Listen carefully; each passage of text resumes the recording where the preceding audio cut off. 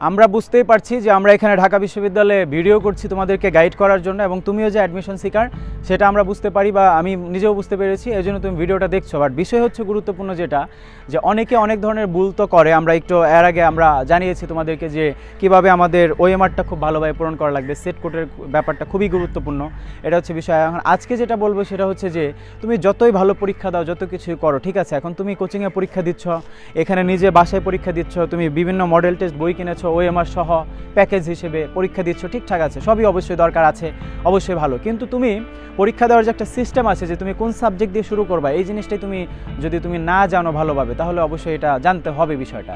অর্থাৎ পরীক্ষা তুমি সি ইউনিটে যদি দাও, তুমি অবশ্যই অ্যাকাউন্টিং দিয়ে তোমার শুরু করা উচিত না। অ্যাকাউন্টিংয়ের যারা অভিজ্ঞ টিচার আছে তারাও এটা না করে, তারাও বলবে তোমাকে যে না, শুরুতে অ্যাকাউন্টিং দাগানো উচিত না, কারণ অ্যাকাউন্টিংয়ে ম্যাথ রিলেটেড কিছু বিষয় আছে। অবশ্যই তোমার অ্যাকাউন্টিং দিয়ে শুরু করা উচিত না, বাংলা দিয়েও শুরু করা উচিত না যারা সি ইউনিটের আছে। আমি মনে করি যে যারা সি ইউনিটের পরীক্ষা দেয় তাদের অবশ্যই সবার আগে যে ভুলটা সবাই করবে, যে ইংলিশ দিয়ে অনেকে শুরু করে, এগুলা কোনো কিছু দিয়ে শুরু করা যাবে না। তোমার সি ইউনিটের ভর্তি পরীক্ষাটা শুরুই করতে হবে, এবং এটা ভর্তি পরীক্ষা মানে তুমি ঢাকা বিশ্ববিদ্যালয়ে গিয়ে পরীক্ষা দিয়ে এটা শুরু করবা, এমন মাইন্ডসেট করা যাবে না। এটা তোমার কোচিংয়ে যে পরীক্ষা দিচ্ছ বা যেখানেই তুমি মডেল টেস্ট দিচ্ছ না কেন, এখন থেকে এই অভ্যাসটা একদম করে ফেলতে হবে। এটাতে একদমই হ্যাবিচুয়েটেড হতে হবে, এটাতে একদমই হ্যাবিচুয়েটেড টু হতে হবে। এখন মনে রাখতে হবে, হ্যাবিচুয়েটেডের পরে টু হবে, অ্যাপ্রোপ্রিয়েট প্রেপোজিশন। চলেও আসতে পারে, আমরা তো বলতে পারি না যে এটা এবছর নাও আসতে পারে বা এরকম, তো হুটহাট চলেও আসতে পারে। তখন তো ধরো যে বলবো যে চলে এসেছে, কিন্তু এটা তো বলেছি আন্দাজি। এখন আন্দাজি বলেছি চলে এসেছে, ব্যাপারটা এখন তোমার বুঝতে হবে যে আন্দাজি বলেছি কি, আন্দাজি কি হুটহাট যে কোনো কিছুই বলে ফেলি আমরা? অবশ্যই যেটা গুরুত্বপূর্ণ বিষয় বা ইম্পর্টেন্ট বিষয় সেটাই কিন্তু আমরা বলি, বা সেটাই আমাদের ধরো যে কাছে চলে আসে, বা কথাবার্তার সময় অনেক প্রসঙ্গে কথাবার্তার সময় এগুলো চলে আসে। তাহলে মাথায় রাখতে হবে habituated to, accustomed to, use to, ঠিক আছে, এগুলোর পরে টু হবে অভ্যস্ততা বোঝায়। অ্যাডিক্টেড টু, আসক্ত বোঝায়, আসক্ত বোঝালে সেটা অভ্যস্ততা। এগুলো কমন কথা, মানে যারা আমার ভিডিও দেখে এখন তাদের কাছে ব্যাপারগুলো কমন হয়ে গেছে। কেন কমন হয়েছে? কারণ এগুলো আমি প্রায়ই বলার চেষ্টা করি, যাতে করে সবাই বিষয়গুলোকে মাথায় রাখেন। যাই হোক, এখন আমি মেন বিষয়ে যেটা ছিলাম, যে অবশ্যই তোমার ইংলিশ দিয়ে শুরু করা অবশ্যই উচিত না, অ্যাকাউন্টিং দিয়ে, বাংলা দিয়ে অবশ্যই পরীক্ষা শুরু করা উচিত না। তোমার সবচেয়ে যদি সহজ সাবজেক্ট আমরা ধরি, সহজ বলতে আমরা কোনো কিছুকে ছোট করে বলছি না, সহজ মানে তুলনামূলক তোমার জন্য যেটা ভালো হবে বা ইজিয়ার হবে, সেটা হচ্ছে ম্যানেজমেন্ট বা বিজনেস অর্গানাইজেশন অ্যান্ড ম্যানেজমেন্ট, বোম সাবজেক্টটা দিয়ে তোমার পরীক্ষাটা শুরু করা উচিত। সেটা তুমি সি ইউনিটের যদি পরীক্ষার্থী হও। সি ইউনিটের আরেকটা এরকম সহজ সাবজেক্ট বা এরকম মোটামুটি এরকম ক্যাটাগরি আমরা ধরতে পারি, বা তুমি পরীক্ষাটা ভালো করতে পারবা বা ভালো নম্বর তুলতে পারবে, এরকম আরেকটা সুযোগ আছে।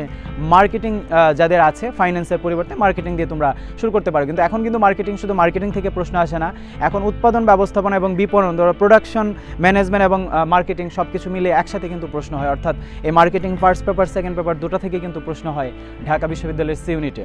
তো এই জন্য অবশ্যই মার্কেটিংটা ওভাবে আমি প্রেফার না করি। তোমাদেরকে যেটা বলবো, এটার প্রতি অভ্যস্ত হও, যে তুমি শুরুতে ম্যানেজমেন্ট দিয়ে পরীক্ষাটা দিবা। 2 নম্বরে গিয়ে আমি মনে করি আমার মতে ইংলিশটা 2 নম্বরে যাওয়া উচিত, কারণ তুমি আবার এরপরে সহজগুলো দাগিয়ে তুমি আবার ইংলিশে যাবা 3 নম্বরে, তখন পরীক্ষার মাঝামাঝি একটা সময় চলছে, তখন তুমি ইংলিশ দাগাচ্ছ, তখন অবশ্যই তোমার ফোকাসটা ওভাবে একদমই ডিপলি তুমি ওভাবে বিষয়টাতে এনগেজড হতে পারবে বলে আমার মনে হয় না। তো এই জন্য আমি যেটা মনে করি, সিকোয়েন্সটা এরকম থাকলে খুবই সুন্দর হবে।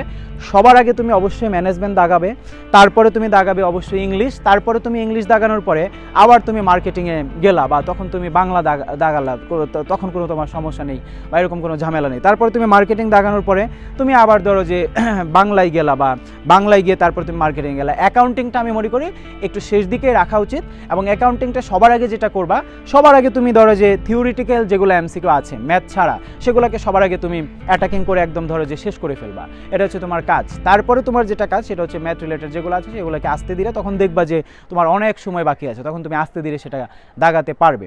তো প্রথমে যদি এগুলো তাড়াহুড়া করতে যাও, অ্যাকাউন্টিং রিলেটেড বিষয়গুলো দাগাতে যাও, বা ইংলিশ দাগাতে যাও একদম শুরুতে, বা বাংলা শুরুতে যদি দাগাতে যাও, তাহলে দেখবা যে অবশেষে তুমি এখানে 2-1টা প্রশ্নে বা 3-4টা প্রশ্নে নার্ভাস হয়ে গেছো, তোমার 2-1টা উত্তর করতে পারছো না, তখন দেখবা যে তোমার ঝামেলা লাগছে, তখন শেষ দিকে গিয়ে দেখবা যে সময় আছে 3-4 মিনিট বা 5 মিনিট, এখন তোমার অ্যাকাউন্টিং পড়ে আছে, বা অ্যাকাউন্টিং তুমি আগে দাগিয়ে অনেক সময় নষ্ট করে ফেলেছো, এখন তোমার ইংলিশ বাকি আছে বা অন্য একটা সাবজেক্ট বাকি আছে, তখন দেখবা মার্কেটিং বা ম্যানেজমেন্টের মতো সাবজেক্টও শেষ 3-4 মিনিটে অনেক তোমার ঝামেলা লাগবে, তাড়াহুড়া কাজ করবে, তোমার মনে হবে যে একটা বিশাল ধরনের একটা ভয়ঙ্কর সিচুয়েশনে তুমি আছো, এবং তুমি তখনই বুঝে যাবে যে তোমার মনে হয় চান্স হচ্ছে না। এবং যখন একটা স্টুডেন্ট পরীক্ষার হলে এটা বুঝে যায় বা এরকম একটা বিষয় চলে আসে মনের মধ্যে, তখন কিন্তু পরীক্ষাটা যেরকম হওয়ার কথা ছিল সেরকম কিন্তু হয় না। সো এই বিষয়গুলো অবশ্যই মাথায় রাখার চেষ্টা করবা। এবং মডেল টেস্ট পরীক্ষায় বা কোচিংয়ের পরীক্ষাগুলোতে তোমার আশানুরূপ নম্বর তুমি নাও তুলতে পারো। এর মানে এই না যে তুমি ঢাকা বিশ্ববিদ্যালয়ের সি ইউনিটের ভর্তি পরীক্ষাতেও ওরকম নম্বরই পাবে যেটা তুমি কোচিংয়ে পাচ্ছ। অবশ্যই তুমি কোচিংয়ের মডেল টেস্টগুলোর চাইতে ঢাকা বিশ্ববিদ্যালয়ের ভর্তি পরীক্ষায় কমপক্ষে 2-3 নাম্বার বা 3-4 নাম্বার বেশি পাবে। এই জিনিসটা তুমি অবশ্যই মাথায় রাখবে। কিন্তু পরীক্ষা অবশ্যই ভালোভাবে দেওয়া উচিত তোমার এক্সপিরিয়েন্স নেওয়ার জন্য, টাইম ম্যানেজমেন্টের বিষয়গুলোকে ঠিক করার জন্য, এবং তোমার প্রিপারেশন কতটুকু হয়েছে সেটাকে আরও পুঙ্খানুপুঙ্খভাবে জাজ করার জন্য, এবং কোন সাবজেক্টে কতটুকু গ্যাপ আছে, লিকিং আছে, এগুলো বোঝার জন্য।